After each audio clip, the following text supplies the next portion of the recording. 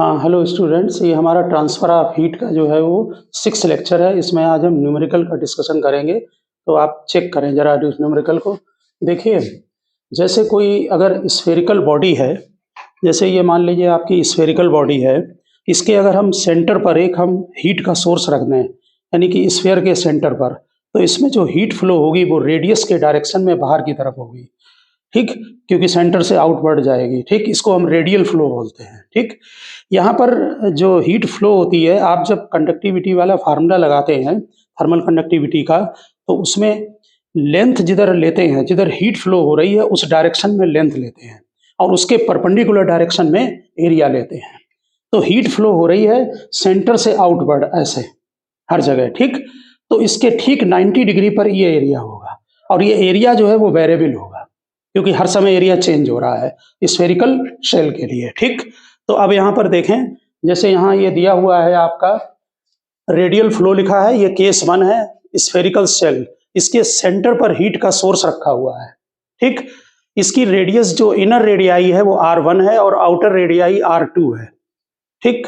इसमें जो सरफेस है अंदर वाला, यानी कि ये सरफेस अंदर वाला हॉलो है, यहाँ पर मटेरियल है मीडियम का, फिर बाहर एयर है या वैक्यूम। तो हीट जो फ्लो होगी वो सेंटर से रेडियस के डायरेक्शन में होगी, इसको हम रेडियल फ्लो बोलते हैं। यहाँ पर इनर सरफेस का टेम्परेचर θ1 है और आउटर सरफेस का टेम्परेचर θ2 है, ठीक? और सोर्स जो है वो पॉइंट सोर्स बोला जाएगा क्योंकि स्फीयर के सेंटर पर रखा हुआ है, ठीक? हीट फ्लो का फार्मूला आपको मालूम है, इसको हम H से लिखेंगे, delta Q upon delta T को। यहाँ हमने नोट कर दिया है, θ1 टेम्परेचर है एट द इनर सरफेस और θ2 टेम्परेचर है एट द आउटर सरफेस है, ठीक? ऐसे वेरिएबल केस के लिए, क्योंकि एरिया जो है यहाँ पर चेंज हो रहा है, इसलिए हमें एक स्ट्रिप को पहले चूज करना पड़ेगा।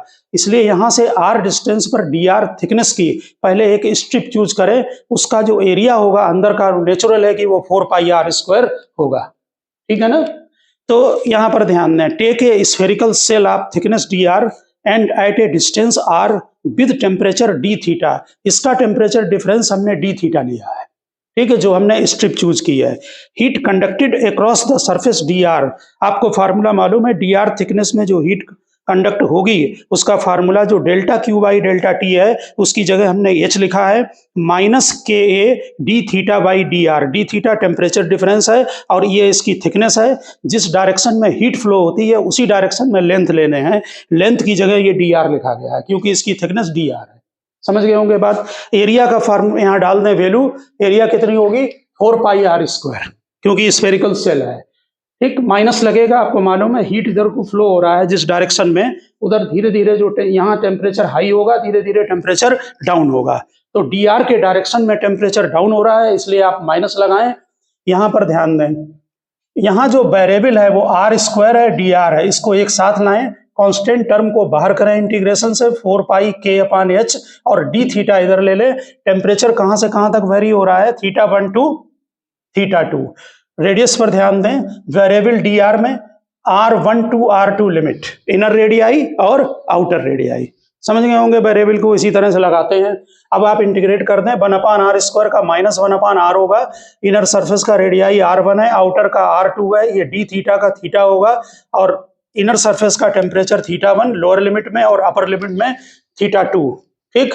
फिर आप माइनस को यहाँ से हमने कैंसिल कर दिया है, अपर लिमिट माइनस लोअर लिमिट डाला, इससे हमने ये फार्मूला H का बना लिया। H delta Q by delta T है, हीट फ्लो है, ठीक है ना?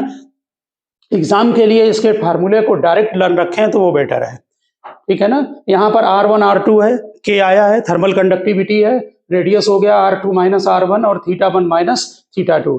ठीक जैसा ये रेडियल फ्लो का ये केस है, बिल्कुल उसी तरह का ये भी केस है। ये सिलिंड्रिकल ट्यूब है, जैसे ये हमारा पेन है, इस ऐसे एक हीटर रखा हुआ है समझ लो, इसके ऊपर एक सिलिंड्रिकल सरफेस है इनर रेडियाई का और उसके ऊपर दूसरा रेडियाई का। जैसे यहाँ पर कैसा सोर्स था, पॉइंट सोर्स, यहाँ पर कौन सा सोर्स होगा, लाइन सोर्स, क्योंकि ये रखा हुआ हीटर समझ लो, ठीक?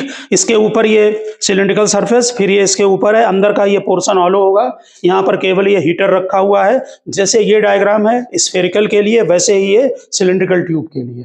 इनर रेडियाई इसका जो है वो R1 यहाँ पर लिख दिया है और आउटर रेडियाई R2 है। समझ गए ना। यहाँ इसकी लेंथ एल ले ली है, हीट फ्लो जो है वो हीटर से ये 90 डिग्री के डायरेक्शन में इधर होगी एरिया के, ठीक। और इसको भी रेडियल फ्लो बोलेंगे क्योंकि हीट रेडियस के डायरेक्शन में फ्लो हो रही है। जैसे हमने वहां पर बनाया था फार्मूला ये वाला, h is equal to minus k a d theta by d r, बिल्कुल उसी तरह से फार्मूला यहाँ पर देखें, heat flow across the cylindrical tube of thickness d r, यहाँ पर h is equal to minus k a, area की वैल्यू डालें 2 पाई आर एल। बिल्कुल यहाँ पर डायग्राम में जब बनाएंगे तो इसको कंप्लीट करना है। जैसे हमने यहाँ पर आर डिस्टेंस पर डी आर थिकनेस की स्ट्रिप ली है, वैसे यहाँ पर भी आर डिस्टेंस पर एक डी आर थिकनेस की सिलिंड्रिकल के जो है वो ट्यूब की वो ली जाएगी, ये इसकी भी thickness d are. Inner surface का टेम्परेचर आप ये ले लिया आपने, यहाँ पर θ1 है, θ2 है, और इसका टेम्परेचर डिफरेंस डी थीटा जैसे यहाँ पर लिया गया था। तो 2 पाई आर एल इसका एरिया होता है, कर्ड सरफेस का मालूम होगा आपको, D theta by d r यहाँ डाल रखा है। डी आर और आर को एक साइड लाएं, बाकी कांस्टेंट टर्म को इंटीग्रेशन साइन से बाहर करें, ये आपका डी थीटा टर्म अंदर आ गया। लोअर लिमिट अपर लिमिट डालें दोनों की। इनर रेडियाई R1 है, आउटर रेडियाई R2 है। इनर सरफेस का टेम्परेचर θ1 है, आउटर सरफेस का टेम्परेचर θ2 है। 1/r का इंटीग्रेशन log r होगा, इसका बेस E होता है। लिमिट लगा दें R1 R2 और ये अपर लिमिट माइनस लोअर लिमिट डाल दें। इससे हमारा जो है वो H का फार्मूला ये बन गया, H delta Q by delta T है, यानी हीट करंट है, फ्लो कितनी होती है, ठीक है ना। यहाँ पर ये 2 pi k l θ1 minus θ2 log base E R2 upon R1 है। इसके बाद जो हमने आर्टिकल लिया है, ये जैसे कोई वाटर का लिक्विड का सरफेस है, वाटर का सरफेस है, इसके ऊपर जब टेम्परेचर डाउन हो जाता है तो धीरे धीरे ऊपर आइस की लेयर जमने लगती है, ठीक है, जैसे कि झील में या लेक में और किसी और जगह हो, ठीक है ना। तो वो जो फ्रीज होगी झील, वो उसमें कितना टाइम लगेगा उसका फार्मूला है यहाँ पर देखिए। ये growth of ice on the water है, या बोलते हैं accretion of ice on the ponds. ये वाटर का ऊपर का लेवल लिया गया है, बाहर एयर है, इसका टेम्परेचर -θ डिग्री सेंटीग्रेड है, जैसे -10 दिया हो, -20 दिया हो, ठीक। ये लोअर सरफेस हो गया इसका, जहां वाटर फिलअप है। नीचे का जो सरफेस का जो टेम्परेचर होगा उसको हमने 0 डिग्री लिया गया डेरिवेशन में वाटर का, ठीक है। यहां से ये मानकर डेरिवेशन किया गया कि x डिस्टेंस पर d तक आइस की लेयर फ्रीज हो चुकी है। अब अगली dx जो है वो फ्रीज होने जा रही है, ठीक है। नेचुरल है कि बाहर टेम्परेचर कम है, यहाँ टेम्परेचर ज्यादा है, हीट यहाँ वाटर से बाहर को एटमॉस्फेयर की तरफ फ्लो होगी, ठीक है। ये बस समझ गए डायग्राम ना। यहाँ से x डिस्टेंस तक जो आइस है वो फ्रीज हो चुकी है। और dx के लिए फार्मूला, क्योंकि वेरिएबल केस है इसकी वजह से, देखिए consider a layer of thickness x, ये लेयर ले ली थिकनेस x की, ठीक है। Consider a layer of thickness x already formed on the surface of water at 0 degree centigrade, ठीक है, ये बन चुकी है इतनी लेयर। आगे एक कैपिटल ए सरफेस एरिया है, यहाँ पर पूरे झील का एरिया होगा ऊपर का, ठीक है ना, capital A. Quantity of heat conducted away in time dt, तो dt टाइम में कितनी हीट कंडक्ट होगी नीचे वाले सरफेस से बाहर की तरफ को। देखें फार्मूला चेक करें, ka θ1 माइनस θ2, यहाँ टेम्परेचर 0, यहाँ टेम्परेचर -θ, तो 0 माइनस फिर यहाँ -θ, ठीक। डिस्टेंस कितनी है यहाँ से यहाँ तक की लेंथ x, वो यहाँ x पुटअप कर दी। टाइम dt जिसे आप लिखते थे यहाँ पर dq बाई, ये ध्यान रखना हमने वहां मना किया था डेल्टा क्यू लिखते हैं, क्योंकि ये स्मॉल हीट है इसलिए dq लिखा गया है। dt को यहाँ पर लाएं, ये फार्मूला आपका बन गया, इक्वेशन नंबर 1 डाल दें, ठीक। Mass of ice formed in the small thickness dx, अब इसका मास निकालें, जो ये स्मॉल थिकनेस जो dx है इसमें कितना मास होगा। मास होता है volume into density, volume cross sectional area into thickness, density multiply करें। हीट का फार्मूला, क्योंकि ये फ्रीज हो रही है, ml लगेगा, एल आपकी लेटेंट हीट होगी, ठीक। मास की ये वैल्यू इसमें पुटअप कर दें, ये इक्वेशन नंबर 2 डालें, ये हीट दोनों इक्वल होगी, क्योंकि यहाँ से हीट जब बाहर के निकल कर जाएगी तभी ये फ्रीज होगा, क्योंकि नीचे टेम्परेचर ज्यादा है, ऊपर टेम्परेचर कम है। समझ गए ना बात। तो इसलिए दोनों इक्वेशन को आप इक्वल कर दें। यहाँ ध्यान दें, ये दोनों इक्वेशन जब इक्वल करेंगे डी क्यू की, तो डी टी को एक साइड लाएं क्योंकि हमें टाइम का कैलकुलेशन करना है, और एक्स वेरिएबल है आपका, तो एक्स डी एक्स अलग रखें, बाकी ये आपके कांस्टेंट है, रो आपकी डेंसिटी है, ये लेटेंट हीट है, के आपकी थर्मल कंडक्टिविटी है, और थीटा आपका बाहर का टेम्परेचर है। ओके, यहाँ पर नेचुरल है कि इंटीग्रेशन एक्स स्क्वायर बाई 2 होगा, यहाँ पर 2 लगा दे, upper limit minus lower limit डालेंगे तो x2 square minus x1 square, और dt का t आ जाएगा। अगर पूरा जो वाटर है यहाँ से यहाँ तक का फ्रीज करने का टाइम पूछा जाता है, ठीक, तब आपका नेचुरल है कि जो डिस्टेंस आपने स्टार्टिंग की ली है वो कितनी होगी, 0, ठीक है ना। तो कहाँ से कहाँ तक, 0 to x डायरेक्ट ले लिया है। For given thickness x when ice has not formed at all, यानी पूरा नीचे तक आने में, तो x1 0 हो गया, x2 की जगह x डाल दिया, तो इसका ये डायरेक्ट फार्मूला बन जाता है rho L divided by 2k theta x square, ठीक है ना। तो ये वाटर को फ्रीज होने के लिए ये टाइम का डायरेक्ट फार्मूला है आपका, ठीक है ना। अगर टोटल का निकालना है तो इसको 0 कर दें तो ये टोटल का निकल आएगा आपका। हाँ, अगला क्वेश्चन आप जो है वो 4th को चेक करें। देखिए इसमें ये रॉड लगे हुए हैं कंडक्टिंग, ये रॉड y है, x है, ये x है, ये y है, ये y है, आगे का दिया नहीं है गिवन, यहाँ वैल्यू E लिखा हुआ पॉइंट, यहाँ C, यहाँ D है, B है और A पॉइंट है। दो जगह टेम्परेचर गिवन है, A पर 60 डिग्री सेंटीग्रेड गिवन है और E पर टेम्परेचर 10 डिग्री सेंटीग्रेड गिवन है। ऐसा क्वेश्चन आपने पहले लेक्चर में लगाया है इसी के, और उसी तरह का बिल्कुल क्वेश्चन है। देखिए kx यानी कि कंडक्टिविटी x की गिवन है 0.92 CGS में, और y की कंडक्टिविटी गिवन है 0.46 CGS में। तो आपको मालूम होगा कि जो रेजिस्टेंस होता है वो कंडक्टिविटी का इन्वर्सली प्रोपोर्शनल होता है, ठीक। तो नेचुरल है कि जब इसकी कंडक्टिविटी इससे डबल है तो इसका मतलब है कि इसका रेजिस्टेंस हाफ होगा। तो हमने x का रेजिस्टेंस जो है r ले लिया है और y का रेजिस्टेंस 2r ले लिया है, ठीक है ना। इसका r हो गया तो इसका 2r हो ही जाएगा, क्योंकि इसकी कंडक्टिविटी डबल है तो इसका मतलब रेजिस्टेंस इसका हाफ होगा, समझ गए ना।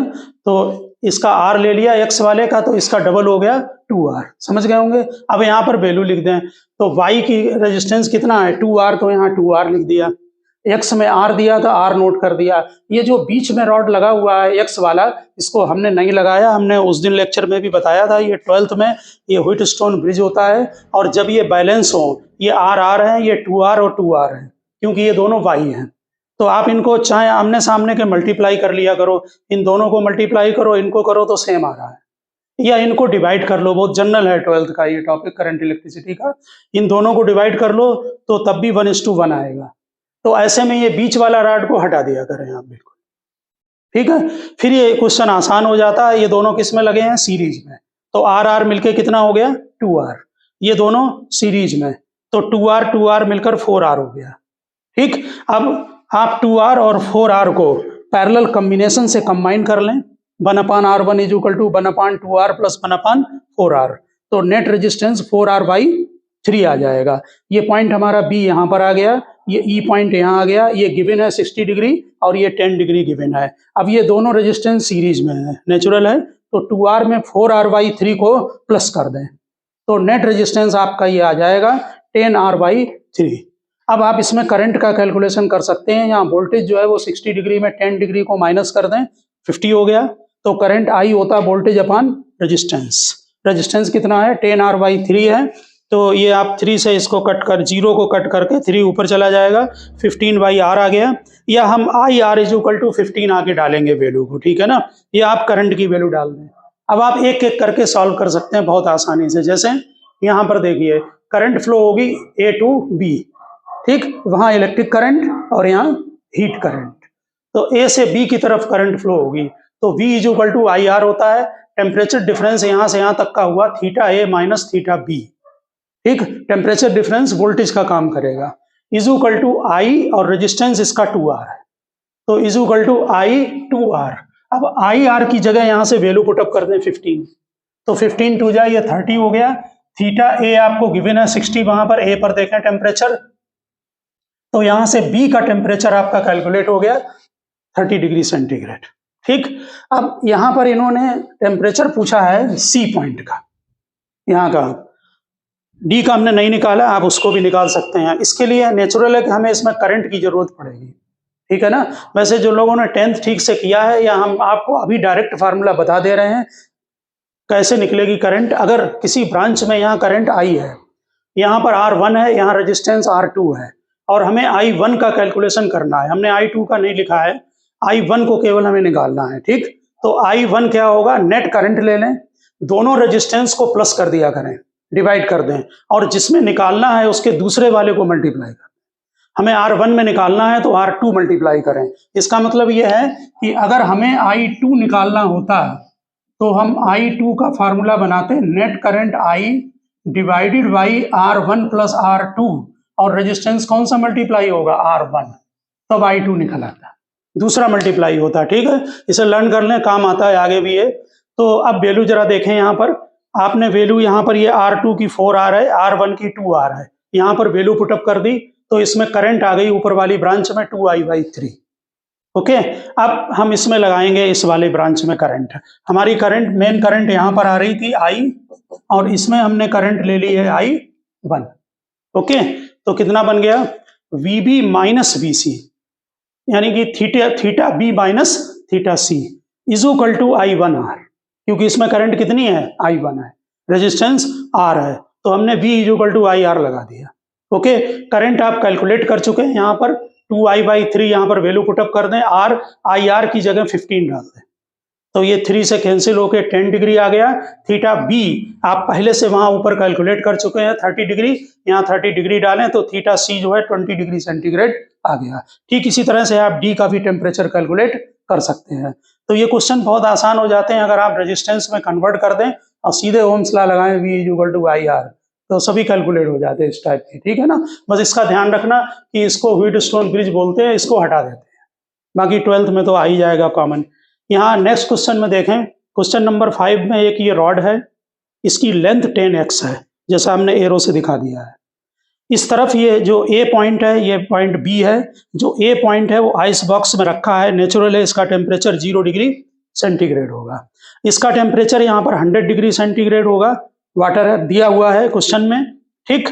एक पॉइंट P का टेम्परेचर 400 मेंटेन रखा जा रहा है, ये ध्यान रखना। आप जहाँ क्वेश्चन नोट किया है वहां पर लिख दें कि temperature at point P is maintained eight 400 degree centigrade, इसको जरूर नोट कर दें, वहां वो फिक्स टेम्परेचर पर रखा गया है, ठीक। क्वेश्चन में गिवन है कि equal amount of ice melts and water vaporates, यानी जितनी आइस यहाँ पर यूनिट टाइम है, यानी पर सेकंड जितनी आइस मेल्ट हो रही है उतनी ही यहाँ पर वाटर वेपोराइज हो रहा है, ठीक। क्योंकि नेचुरल है, ये 400 है, तो हीट किधर फ्लो होगी, यहाँ से P से A की तरफ होगी और P से B की तरफ होगी। ये हाई टेम्परेचर है, दोनों तरफ लो टेम्परेचर है। समझ गया ना क्वेश्चन को। क्वेश्चन में गिवन है कि equal amount of ice melts and water evaporates पर यूनिट टाइम दिया है, ठीक। पॉइंट P जो है वो लैम्डा x की डिस्टेंस पर है A से, तो लैम्डा कैलकुलेट करना है, ठीक है। तो जरा देखें, पहले इधर हीट कितनी फ्लो हो रही है। मेल्टिंग का फार्मूला आपको मालूम ml है, पर यूनिट टाइम होने की वजह से dt को यहाँ डिवाइड कर लिया, Q = ml होता है, ठीक। टाइम को डिवाइड कर लें, इसका मास m1 ले लिया है आइस का, यहाँ लिखा है for heat flow from P to A, तो नेचुरल है कि इधर ये लेफ्ट साइड आइस के लिए लगेगी, ये लेटेंट हीट आइस का है। समझ गए, ml = कंडक्टिविटी का फार्मूला लगा दें P पॉइंट से A के लिए, Ka θ1 - θ2, यानी कि 400 - 0 डिवाइडेड बाई लेंथ कितनी है, λx। समझ गए, इसे आप इक्वेशन नंबर 1 डाल देना। ठीक इसी तरह से हम हीट फ्लो निकालेंगे P to B, तो P to B अगर हीट फ्लो होगी तो लेंथ कितनी होगी, 10x - λx, क्योंकि यहां से यहां तक की डिस्टेंस λx गिवन है, यहां पर लिख दे रहे हैं हम λx, ये गिवन है, तो ये हो गई 10x - λx डिस्टेंस, ठीक है। देखें P से B में यहां पर वेपोराइजेशन हो रहा है, फिर लेटेंट हीट का फार्मूला लगेगा। लेटेंट हीट वेपोराइजेशन की आपको मालूम होगा 540, ठीक है ना, और यहाँ पर 80 होती है कैलोरी पर ग्राम, वो वैल्यू आपको लर्न होनी चाहिए। वैसे क्वेश्चन में गिवन भी होती है लेकिन कॉमन चीज है, इसलिए लर्न होनी चाहिए। ठीक, यहाँ पर वेपोराइजेशन होगा, फिर dm/dt, क्योंकि पर यूनिट टाइम दिया है यहाँ पर, ठीक, इसलिए टाइम से डिवाइड करें, फिर वही फार्मूला Ka, टेम्परेचर डिफरेंस कितना हुआ 400 माइनस 100 कितना हुआ 300 upon distance 10x minus λx। Question में गिवन है यहाँ पर कि dm1 dt is equal to dm2 upon dt, यहाँ पर लिखा हुआ है कि equal amount of ice melts and water vaporates per unit time, लिखा है ना। इसका मतलब ये दोनों इक्वल होंगे। फिर यहाँ पर आपको लेटेंट हीट की वैल्यू मालूम है, दोनों को डिवाइड करेंगे, Ka कैंसिल हो जाएगा, आपका जो लेमडा है वो कैलकुलेट हो जाएगा, x यहाँ से कॉमन होके कैंसिल हो जाएगा इससे x से, समझ गए ना। तो लेमडा की वैल्यू यहाँ पर 9 आती है। नेक्स्ट क्वेश्चन चेक करें, क्वेश्चन नंबर 6। इसमें ये दो स्फेरिकल बॉडी हैं A और B, A का रेडियस 6 सेंटीमीटर है और B का रेडियस 18 सेंटीमीटर है। इसका टेम्परेचर T1 है और दूसरे का टेम्परेचर T2 है, ठीक है ना। स्फेरिकल बॉडी दी है, यहाँ maximum intensity in emission spectrum of A is at 400 nanometre. हमने कल आपको ग्राफ बनवाया था, याद है ना, ये बना लिया आपने, लिख लिया ये वाला। कल एक ग्राफ दिया था आपको थ्योरी में, जिसमें आपने देखा होगा कि जो लेमडा m होता है एनर्जी E वर्सेस लेमडा था, तो किस टाइप का ग्राफ बन रहा था, ध्यान है। हाँ, ये इस तरह के ग्राफ बनते हैं। ये आपका जो है वो वेवलेंथ होती है मैक्सिमम पर, और ये मैक्सिमम एनर्जी होती है, ठीक। यानी कि मैक्सिमम एनर्जी जहां पर इमिशन होगा उसके करस्पॉन्डिंग वेवलेंथ। कौन सा फार्मूला था, equation Wien's law, Wien's displacement law, ठीक है। वो बोर्ड का बहुत इंपॉर्टेंट है, इसलिए ध्यान रखना। Maximum intensity in emission spectrum A is at 400 nanometre पर है। इसका मतलब वेवलेंथ जो है यहाँ पर आएगी जो मैक्सिमम इंटेंसिटी के करस्पॉन्डिंग, वो 400 नैनोमीटर होगी, ठीक। इसी तरह से जो B का है वो 1500 नैनोमीटर पर है। तो find the ratio of the rate of total energy radiated, total energy radiated, ठीक, देखें ध्यान से। तो E1 अपॉन E2, ठीक, स्टीफन लॉ आपने पढ़ा था, क्या था, energy radiated proportional to T power 4, equal किया था तो सिग्मा आया, एरिया इसमें मल्टीप्लाई कर दें 4 पाई R1 स्क्वायर, ठीक है ना। ये यहां पर ध्यान देना, ये ratio of rate of total energy है, इसका मतलब टाइम का मल्टीप्लिकेशन नहीं करना है, रेट निकालना है। दो चीजें थी, एनर्जी पर यूनिट एरिया पर यूनिट टाइम, और हमें पर यूनिट टाइम का निकालना है, इसलिए केवल एरिया मल्टीप्लाई करें। ये टर्म बहुत ध्यान रखना, कल के डेरिवेशन में आपने जब हमने न्यूटन्स लॉ का किया था तो वहां यूज किया था, सिग्मा कैंसिल करें, T1 अपॉन T2 पावर 4 हो गया, R1 अपॉन R2 का स्क्वायर आ गया। अब यहाँ पर ध्यान दें, हम लोगों ने जो इक्वेशन लिखी थी वहां पर वीन्स लॉ में, वो क्या थी इक्वेशन, बोलो। वीन्स लॉ का फार्मूला क्या है, lambda m into T is equal to constant, ठीक ना, lambda m into T is equal to constant. जरा ध्यान दें, तो T1 अपॉन T2 हो जाएगा lambda m2 upon lambda m1। ये समझ में आ गई बात, क्योंकि lambda m into T constant है, इसलिए यहाँ इनवर्स हो जाएगा ये, ठीक है ना। और ये R1 अपॉन R2 है, ओके।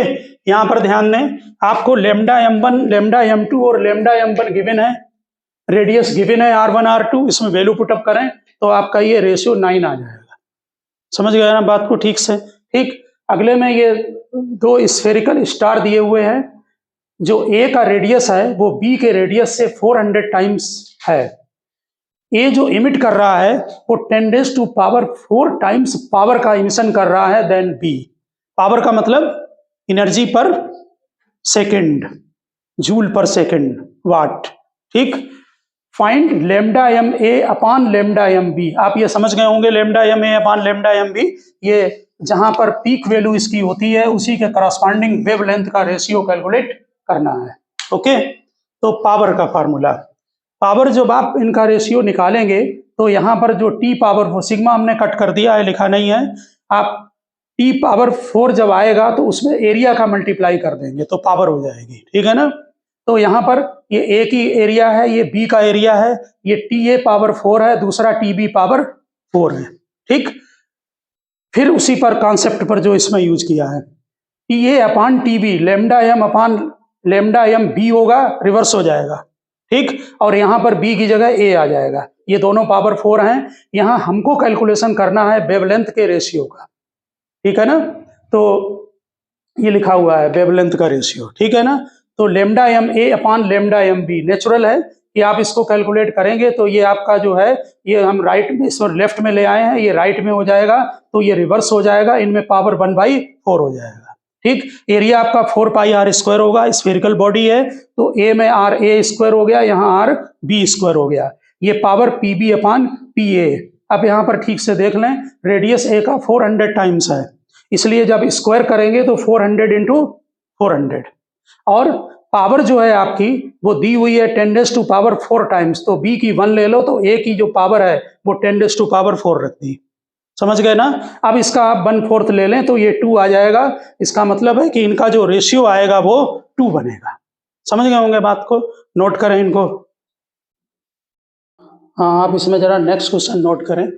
देखिए इसमें ये नेक्स्ट क्वेश्चन में गिवन है, a metal heated in A furnace, यानी किसी मेटल को फर्नेस में हीट किया, सेंसर लगा हुआ है, उसकी पावर को जो सरफेस पर निकलेगी पावर रेडिएटेड होगी उसको मेजर करने के लिए।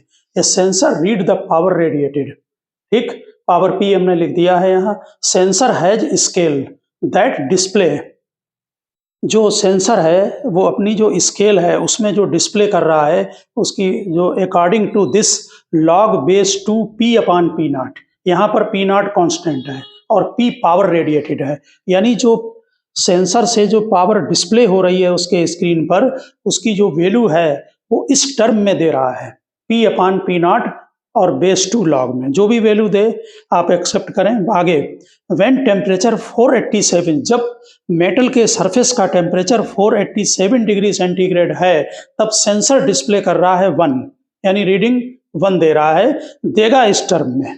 What is the reading when the temperature is raise to 2767 degree centigrade, जब इतना टेम्परेचर हो जाएगा तब रीडिंग निकालनी है आपको, ठीक। देखिए आप लोगों ने रेडिएशन के चैप्टर में पढ़ा है कि जो पावर है वो जूल पर सेकंड है और power sigma proportional to T power 4 के इक्वल होती है।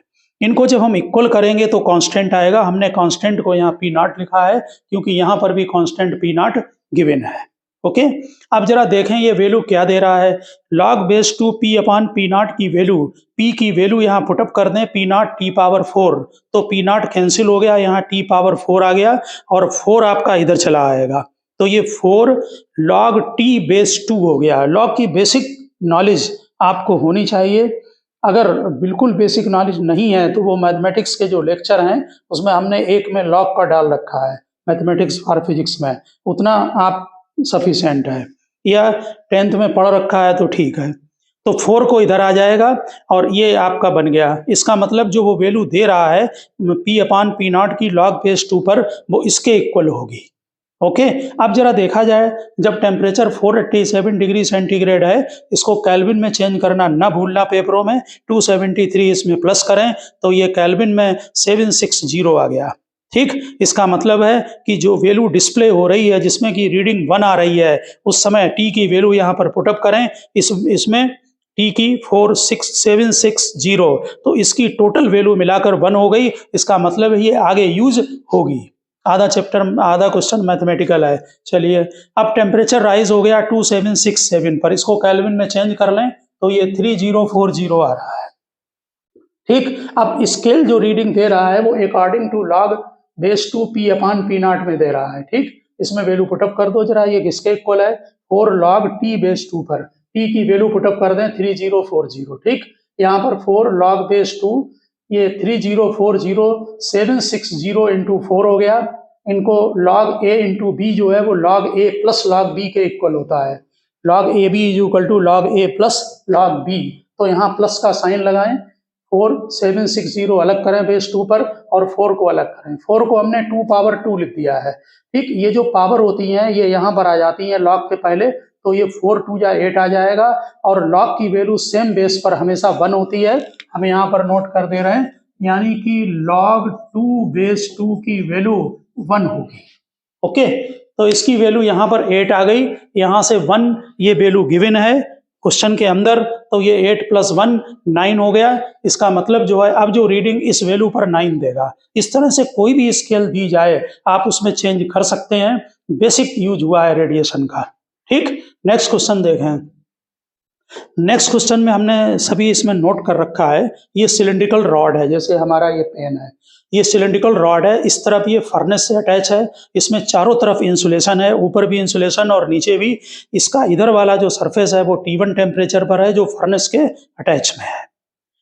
इसकी थर्मल कंडक्टिविटी K है, area of cross section capital A है, क्रॉस सेक्शनल एरिया हमने A लिख दिया है, इसकी लेंथ L है रॉड की, और इधर का टेम्परेचर सरफेस का T2 है मेंटेन, और बाहर सराउंडिंग है, इधर सराउंडिंग का टेम्परेचर TS है। ठीक, यहाँ पर लिख दिया एरो लगा के, देखिए सिलेंड्रिकल रॉड। इमिसिविटी रॉड की गिवन है, ब्लैक बॉडी नहीं है, इमिसिविटी E है। ठीक, ये भी गिवन है कि T2 is equal to TS plus delta T है, यानी T2 जो है वो इससे कुछ टेम्परेचर ज्यादा है, जिससे यहाँ पर रेडिएशन होगा, और TS greater than delta T है, यानी कि जो उसका टेम्परेचर है वो डेल्टा T से काफी ज्यादा है। अब T1 माइनस TS ये लिखा हुआ क्वेश्चन में है, इफ, ये इतना क्वेश्चन का पार्ट है, if T1 minus TS proportional to T है, गिवन है क्वेश्चन में T1 minus TS proportional to delta T है, तो प्रोपोर्शनैलिटी कांस्टेंट का कैलकुलेशन करना है, फाइंड प्रोपोर्शनैलिटी कांस्टेंट। ठीक, क्वेश्चन कभी भी एग्जाम में आए कॉम्पिटिटिव में, जो थ्योरी आपने पढ़ रखी है 11th-12th में, उसी थ्योरी पर क्वेश्चन आते हैं। क्वेश्चन में फार्मूले वही लगेंगे, नया फार्मूला नहीं लगता है, इसलिए क्वेश्चन में नेचुरल है कि यहाँ से टेम्परेचर T1 है, यहाँ T2 है, ये फर्नेस पर है, इधर ये रॉड इस तरफ है, तो यहाँ पर थर्मल कंडक्टिविटी का फार्मूला लगेगा। तो थर्मल कंडक्टिविटी का फार्मूला लगाएं, Q is equal to K, हमने ऊपर लिखा है heat conducted through rod, Q is equal to K T1 minus T2 upon L into delta T। Formula मालूम है आपको हीट करंट का, थर्मल कंडक्टिविटी का, डेल्टा T मल्टीप्लाई कर दिया डेल्टा T टाइम में। अब यहाँ से एनर्जी रेडिएट होगी, तो ये जो हीट यहाँ से जा रही है, टेम्परेचर मेंटेन है, इसका मतलब यहाँ से जो हीट पहुंचेगी वो यहाँ से रेडिएटेड हो जाएगी। हीट रेडिएशन का फार्मूला आपको मालूम है, वो हमने ऊपर लिख दिया, energy emitted by the rod in time delta T। तो आपको ये फार्मूला कल हमने कराया था। कल अगर आप ध्यान दें, कल का जो लेक्चर है जिसमें हमने न्यूटन्स लॉ का डेरिवेशन किया है, स्टीफन लॉ से, उसमें इसका यूज किया गया है। इसलिए ये चीज़ बहुत इंपॉर्टेंट होती है थ्योरी का करना, कि जिससे कि आप न्यूमेरिकल को लगा सकें और समझ सकें कि ये कैसे लगेगा। चलो, फार्मूला लगाया, उसमें इमिसिविटी आ रहा है, सिग्मा आ रहा है, एरिया आएगा, ठीक, और यहाँ पर क्योंकि ये एनर्जी टोटल है और डेल्टा T टाइम भी मल्टीप्लाई करें, T2 power 4 minus TS power 4, इस सरफेस का टेम्परेचर T2 है, सराउंडिंग का टेम्परेचर TS है, इसमें ये हो गया। क्योंकि हीट कोई भी बॉडी, हमने उस दिन लिखाया था कल की थ्योरी में, इसके पहले के लेक्चर में, कि बॉडी इमिशन भी करती है और एब्जॉर्प्शन भी करती है, ठीक है ना। तो जो नेट लॉस होगा हीट का वो माइनस आ जाएगा बीच में, ठीक। तो एक तरह से ये एनर्जी जो यहाँ से इमिटेड हो रही है, ये एक तरह से नेट लॉस है, और ये चीज इसी के इक्वल होगी, जो हीट यहाँ पर पहुंचेगी वो लॉस हो जाएगी, जिससे कि इसका टेम्परेचर T2 मेंटेन रहेगा और इसका टेम्परेचर भी मेंटेन रहेगा, ठीक। चलिए, अब इक्विलिब्रियम है तो Q is equal to E होगा, ठीक है। तो ये दोनों इक्वल कर दीजिए। इन दोनों को इक्वल करने पर जरा ध्यान दें, बोर्ड में एरिया कैंसिल हो गया, डेल्टा T कैंसिल हो गया, हमने T1 माइनस T2 निकाल लिया। अब आपको ध्यान रखें, हमें निकालना क्या है, हमें T1 माइनस TS निकालना है, और T2 गिवन है, सब दे रखा है इसमें, T2 is equal to TS plus delta T। डाल दो वैल्यू T2 की ये वाली इसमें, तो T2 की जगह डाल दिया TS प्लस डेल्टा T, ठीक है। अब राइट हैंड यहाँ भी T2 की जगह डालें TS प्लस डेल्टा T, और हमेशा याद रखें कि जब भी क्वेश्चन में ये चीज लिखी होगी TS greater than delta T, तो जनरली उसमें बायनॉमियल जरूर लगेगा। इसका मतलब ये डेल्टा T अपॉन TS में लाना पड़ेगा। इसका मतलब है यहाँ से दोनों में से TS को कॉमन ले लिया जाए इसमें से, तो TS बाहर ले लिया, तो TS पावर 4 बाहर आ गया, इसकी जगह 1 आ जाएगा, यहाँ पर डिवाइड हो जाएगा और यहाँ पर भी 1 आ जाएगा, ठीक है ना। अब इसमें बायनॉमियल लगा दें, हमने थोड़ा डायरेक्ट लगा दिया। बायनॉमियल में 1 plus x power n is equal to 1 plus n x, तो 1 कैंसिल हो गया, 4 यहाँ पर आ गया, डेल्टा T अपॉन TS हो गया। ये TS पावर 4 था, उसमें एक पावर कैंसिल होकर TS पावर 3 आ गया यहाँ पर, ठीक है। अब हमारा यहाँ पर लेफ्ट साइड में देखें, T1 माइनस TS हमें निकालना है, यहाँ पर लिखा है if T1 minus TS proportional to T, तो T1 माइनस TS यहाँ पर रखें, डेल्टा T को राइट में ले जाएं और उसको कॉमन ले लें, जब हमने कॉमन ले लिया तो ब्रैकेट में ये क्वांटिटी आ गई, और ये क्वांटिटी जो आई है वो नेचुरल है कि ये कांस्टेंट होगा। इसका मतलब हमने यहाँ से लिख दिया है, हेंस प्रोपोर्शनैलिटी कांस्टेंट आपका 1 + 4e sigma L TS power 3/k आ गया। ठीक है ना। तो क्वेश्चन कोई भी आए, अगर आप थोड़ा कॉन्फिडेंस रखेंगे कि नहीं, जब थर्मल प्रॉपर्टीज का क्वेश्चन है तो इसका मतलब है कि उसमें या तो थर्मल कंडक्टिविटी का फार्मूला लगेगा और या फिर रेडिएशन का फार्मूला लगेगा। ठीक है ना। तो नेचुरल है कि इसमें दोनों तरफ इंसुलेशन है, इसका मतलब कि साइड से किसी भी टाइप का कोई रेडिएशन नहीं हो रहा है। ठीक है ना। हीट सीधे इधर को फ्लो होगी और सराउंडिंग को चली जाएगी। ठीक, जो लॉस होगा वो आपने निकाल लिया, हीट यहाँ से यहाँ तक जो जाएगी वो निकाल ली और दोनों को इक्वल कर दिया। ठीक है ना।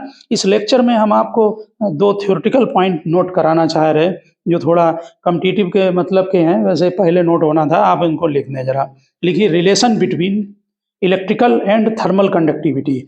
हमने बताया था कि जो इलेक्ट्रिकल कंडक्टिविटी होती है उसमें जो इलेक्ट्रॉन के थ्रू करंट फ्लो होती है, लेकिन जो हीट कंडक्शन है वो मेनली, ध्यान रखना, मेनली इलेक्ट्रॉन के थ्रू होती है, लेकिन ये थोड़ा बहुत उसके थ्रू भी होती है जो आयंस के थ्रू, उनके वाइब्रेशन से भी। टेम्परेचर बढ़ने का मतलब वाइब्रेशन का बढ़ना, वाइब्रेशन बढ़ेगा, एडजेसेंट पार्टिकल से स्ट्राइक करेगा, हीट आगे वाले को ट्रांसफर कर देगा। ठीक, तो ये लॉ है, उसमें आप लिख दें Wiedemann Franz law,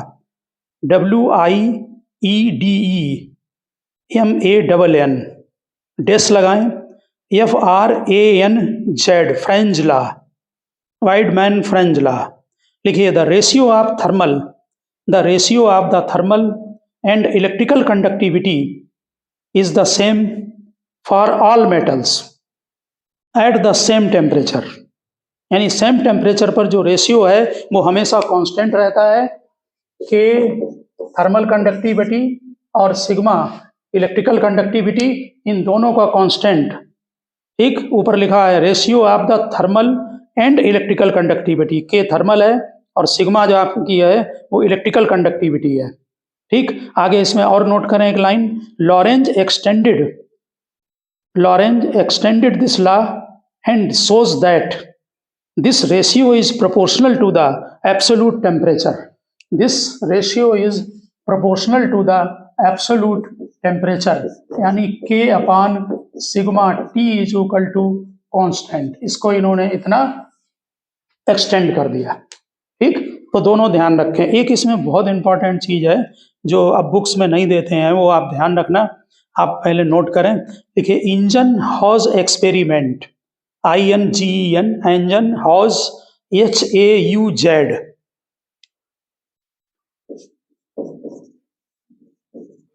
engine हॉज experiment. इस एक्सपेरिमेंट में इन्होंने क्या किया कि एक बॉइलिंग वाटर का कंटेनर लिया और उसमें बहुत सारे मेटल्स के रॉड लेकर उसमें वैक्स लगा दी पूरी ऊपर तक, और वैक्स लगाकर उसमें अंदर इंसर्ट कर दिए। तो नेचुरल है कि जब बॉइलिंग वाटर के टच में आएगा तो वैक्स मेल्ट होगी। सबकी अलग अलग लेंथ जो होगी इसकी, जैसे ये पूरा वैक्स लगा है तो यहाँ तक मेल्ट हो गई, तो ये लेंथ हर मेटल के लिए अलग अलग आती है। ठीक, नोट करें। देखिए, if a number of identical rods of different metals, if a number of identical rods of different metals are coated with wax and one of this ends is put in boiling water, then in steady state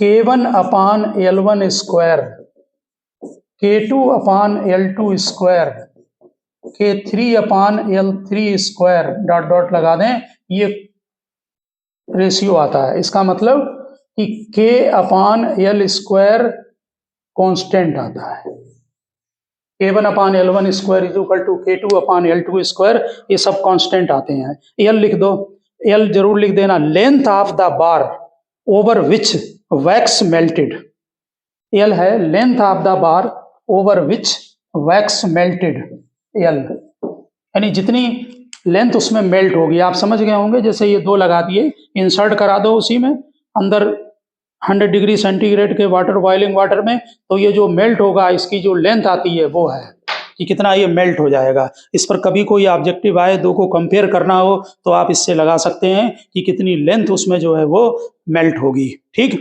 natural है कि conductive, ये यहाँ पर L इधर आ जाएगा, conductivity ज़्यादा है, length ज़्यादा होगी। तो ओके स्टूडेंट, हमने आज को इस लेक्चर में आपको बहुत सारे कॉम्पिटिटिव लेवल के न्यूमेरिकल करा दिए हैं। एक स्टार्टिंग में कुछ आर्टिकल भी कराए हैं और 2 ये थ्योरेटिकल के पॉइंट आप कॉम्पिटिटिव के लिए ध्यान रखना। ओके, मिलते हैं नेक्स्ट लेक्चर में।